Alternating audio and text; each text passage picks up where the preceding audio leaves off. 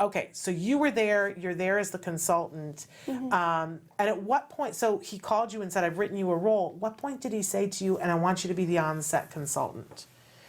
So it was kind of gradual, that it started off that he found out how much knowledge I had, and that, you know, what I did was, for a living, is help people with Let's talk understand about that. autism. What do you do besides being a professional actress on a hit show? So me and my mother and my sister founded a nonprofit called Autism. We developed this because it's geared toward adults transitioning from high school to whatever is their next step, or adults in their adult life who just need that little extra push or little extra help. Because reaching that age of 18 and graduating high school, and I tried every program out there. I tried mainstreaming in college. I tried college with help. I tried just going into supportive living services where I was in full-on housing, being taken care of, and then people came to my house to take care of me, and it seemed to be either geared toward you can do it on your own or you need 100% support. And there didn't seem to be that middle ground of like, I'm pretty capable, but I need a little extra help. Yeah. So we just were like, it's not out there, we can't find it, let's make it. Awesome. And that's kind of how it came to be. And then it's kind of grown in different directions as our clients have asked for things. And right now our main focus is social programming, that there is so much out there socially that people don't know how to find what is the right niche and is socially comfortable for autism. So we have been looking at places and activities that are sensory friendly, that are easy to navigate, and creating social programming where it's 100% people on the spectrum, plus a few people bring, you know, a friend that they feel comfortable with. So there is, you know, no sense of like I did something wrong, no one understands me, and they can have some sort of social life. And we get people in their 20s, in their 50s, in their 80s, all seeking this out as something they've, you know, not had enough of. That's got to be very rewarding to see that you've created something that needed to be created. You filled a hole. Now, where do you do this? Where is this located? This is currently located in Redondo Beach. We are now starting and planning some online stuff because we know it's wanted elsewhere, and we do hope to eventually expand once we can and be anywhere and everywhere we can, and hope that other people, you know, take this up and do it too. But right now, yeah, we are housed in Redondo Beach. What a wonderful thing, and what a wonderful platform. And now that you are on this show and have the ability, I'm sure it's going to open doors for you to be able to talk in places that maybe wouldn't have known about autism before. So what a wonderful thing. And also, just like you were able to educate Josh Thomas about an assistance dog, having you on the show with an assistance dog has got to be informing a whole lot of people about what that's like. For anybody who's listening and still doesn't understand what an assistance dog can do for someone like yourself, let's just talk specifically about you, because everybody's sort of different. Yeah. But how does Luke help you? So there are two very specific things he's task trained to do. So one of them is deep pressure therapy. For anyone who doesn't know what that is, it's similar to like when you have a weighted blanket or a weighted vest or a nice hug. So having autism, when you have that sensory overload and you're not quite in your body, everything's painful. It gives you, if you have pressure on certain pressure points, it just gives you something to focus on and pull you back into your body and able to calm down those sensory reactions. Is it like a grounding sort of thing? It grounds you? So for me, it's he will either lay sitting down on my lap, or if I lay down, what's most helpful to me is on my chest, and he will lay right on my chest and give me that pressure wherever I am. And is it sort of instantly you feel a little bit less anxiety? It takes a little time, because it's really about like pulling me back into my body and focusing on that one sensation instead of whatever sensation felt harmful to me. And then the other thing he does is when I reach so that's preemptive before I reach that sensory overload. The other time is if I really do reach that sensory overload, I lose motor function and just freeze in place because it activates that fight or flight response. And if there's nothing to fight or flee because it's a sensory reaction, my body just shuts down and tells me, you're safe here, don't move, don't do anything. And I cannot move, which can sometimes not be safe for me. Yeah. So he's trained to grab my arm and pull me toward the nearest exit or what he perceives to be the safest place, which he usually finds like a cuddly, cozy blanket, he thinks, and at home is his bed. Wow. So he'll help guide you to his guide me, bed, yeah. and then the two of you will sit there Yeah, and then cuddle. I can recover and get away from whatever was causing me that sensory reaction, yeah. And how long have you and Luke been working together? About 2 years, yeah.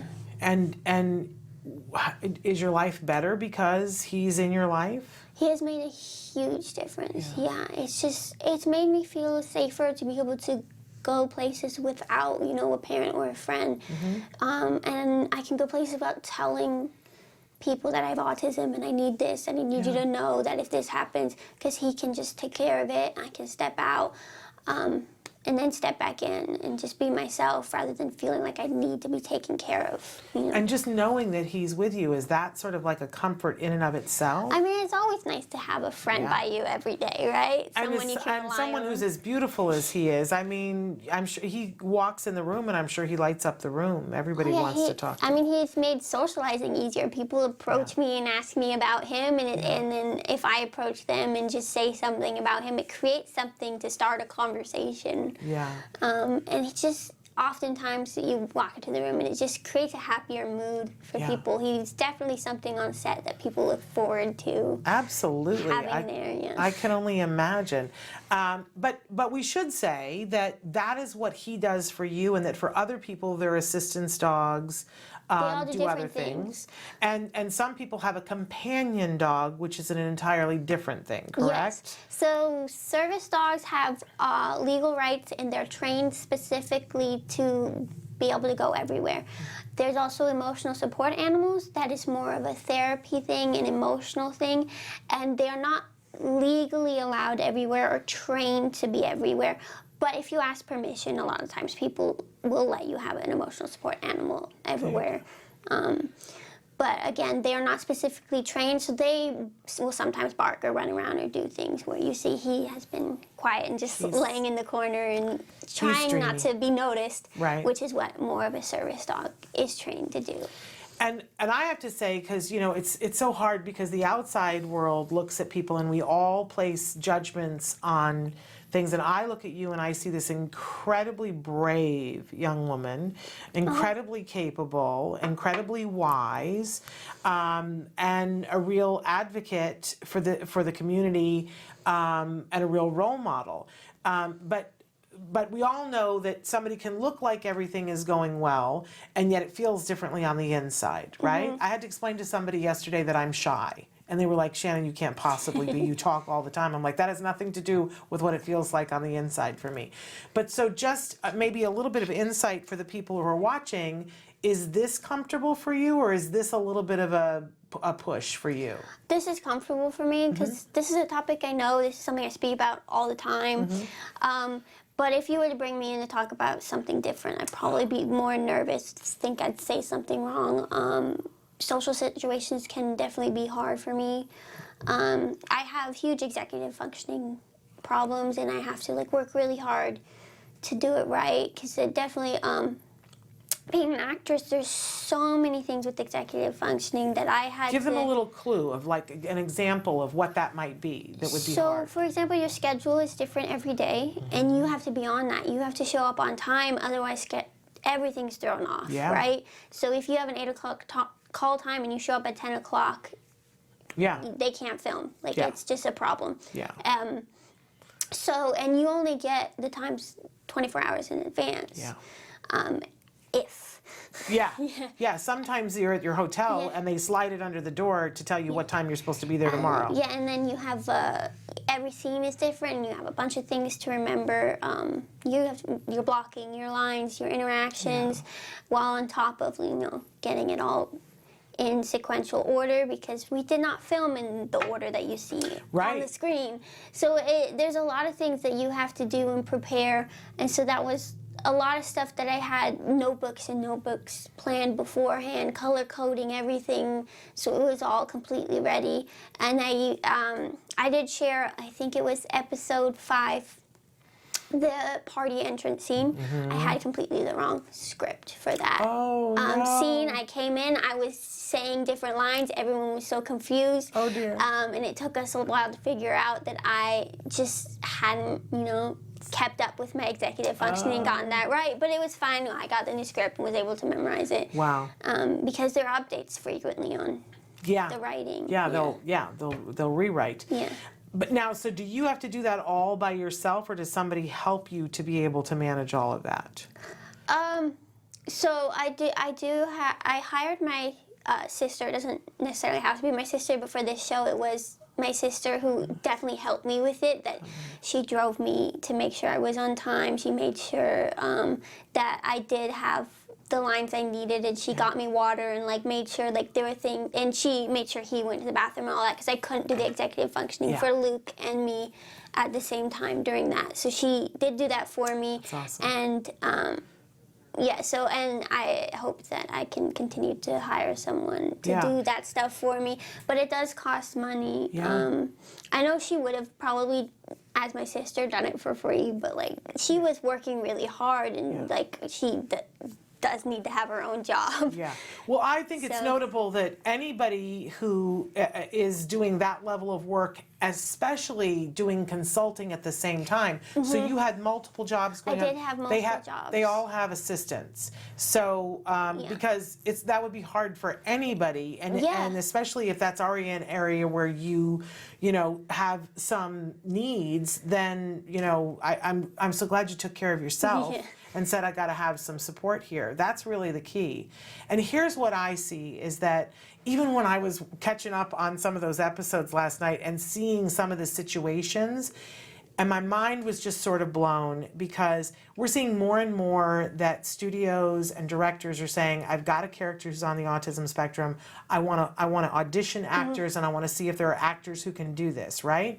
And they're finding the actors, which is wonderful. We're all excited about that. But there is still some trepidation on the studio's part that we've been hearing about, that but will they be able to handle this kind of a circumstance? And I got to say that you and Kayla are showing them that absolutely that you guys are handling. I was so excited for you guys last night, looking at some of those later episodes where you have those kinds of things going on. It wasn't just talking about, there was physical stuff happening, and to hear that you guys were taking care of yourselves, both as women but also as people who have different sensory needs. I'm really proud of you guys. What an amazing example for all of us. Oh, it's amazing, and I love that they went with authentic casting from lead to background actor.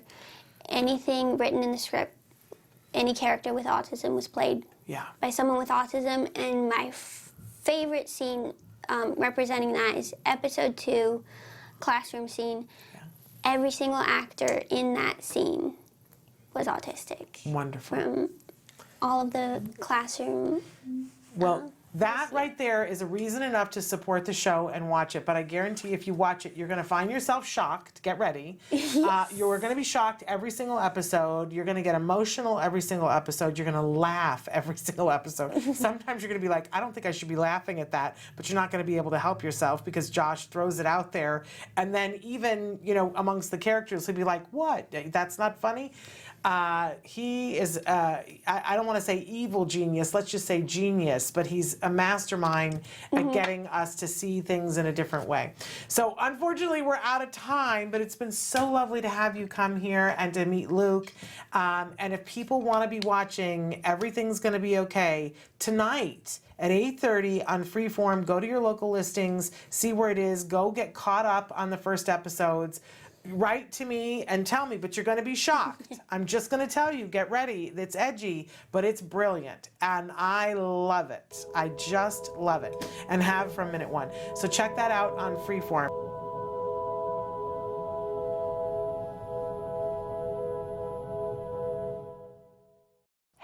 thanks for watching Autism Live. To subscribe, click here. And if you'd like to check out some more of our videos, click here.